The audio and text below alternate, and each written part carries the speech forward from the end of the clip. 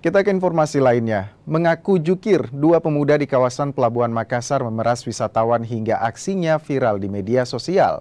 Dalam postingan di media sosial, korban menuliskan Makassar jorok akibat premanisme. Pelaku masing-masing berinisial TM 16 tahun dan IB 19 tahun. IB yang nampak di video mengakui perbuatannya dengan meminta uang Rp10.000 dengan dalih untuk membayar parkiran. Kedua pelaku kini diamankan di Polsek Wajo Makassar dan terancam hukuman 9 tahun penjara. Modus yang dilakukan oleh pelaku yaitu meminta uang sebagai jasa parkir.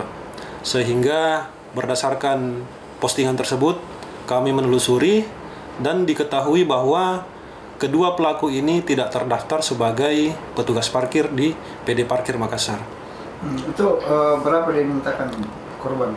Berdasarkan video yang beredar, pelaku meminta ke korban itu sebanyak Rp10.000. Informasinya pelaku ini sudah pernah diamankan dengan kasus yang sama seperti apa? Ya, jadi pelaku pernah diamankan yaitu bulan April 2025 dengan kasus yang serupa.